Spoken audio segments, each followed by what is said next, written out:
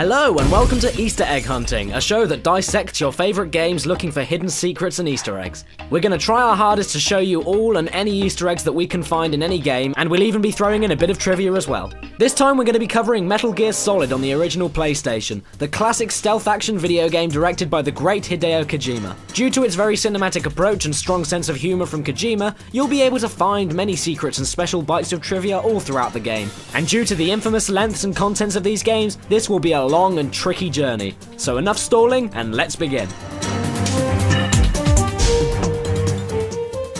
If we listen to the Konami boot up screen, we can hear this pleasant little jingle.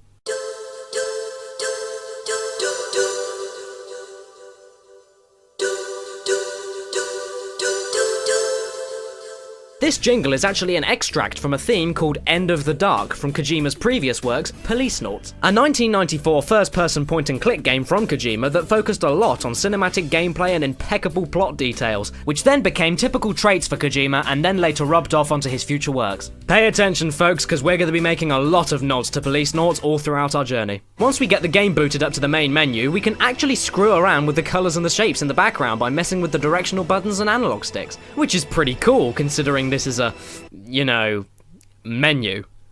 Yeah. Anyway, once you've stopped playing with the menu, you get greeted with the game's credits. Not only is this bit of the game lovely and dramatic, but it turns out that most of these names presented to us on screen don't actually exist at all. Nearly all of these names, excluding David Hayter and Doug Stone, used pseudonyms because they weren't sure if the Metal Gear Solid project was supported by the Screen Actors Guild, or in other words, union-sponsored. Even though David Hayter used his real name in this intro, however, in early demos and even in some of the final instruction manuals in the European version, he is credited as another identity, Sean Barker. But now is the time that we start talking about Metal Gear Solid The Twin Snakes, the GameCube remake developed by Konami and Silicon Knights. Comparatively, in The Twin Snakes, all of the actors then used their real names, except for the actor for Grey Fox, as a different actor filled his role.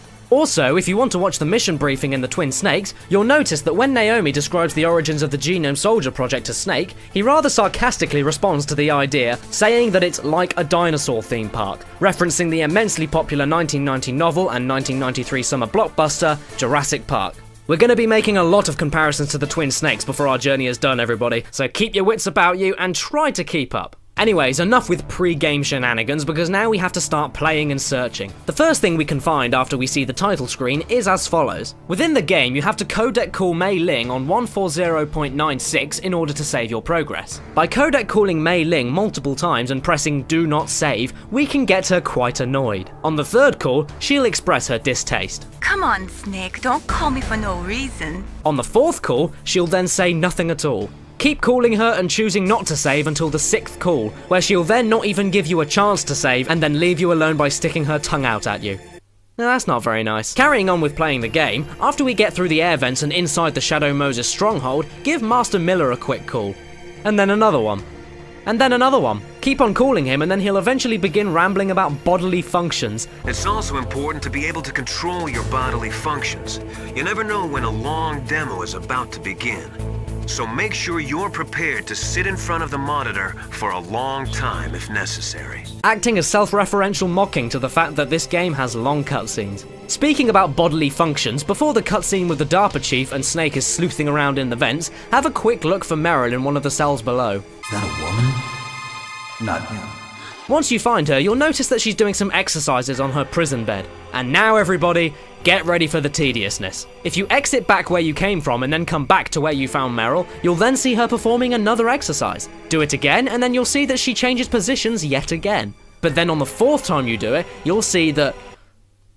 oh dear. Afterwards, once the DARPA chief ends up dying in front of Snake, the game will allow you a brief moment to explore his cell. If you crouch down and enter first person view, look down towards his toilet and you can see some previously near invisible maggots. They do hang around in a few other toilets as well, but the DARPA chief's toilet may be a foreshadowing to future events, as you later find his real body rotting in your own prison covered in maggots. Also, if you forgot, or you didn't find, the SOCOM pistol before meeting Meryl for the first time, instead of pulling a gun out at her head, Snake will instead simply put his hand on the tip of her FAMAS. Another thing to note at this portion of the game is that you can see that when Meryl attacked the guard and took his clothing, he's actually naked with his rear end blurred out. However, if you pop in the Japanese version and check the same body in the same place, he's simply in his underwear.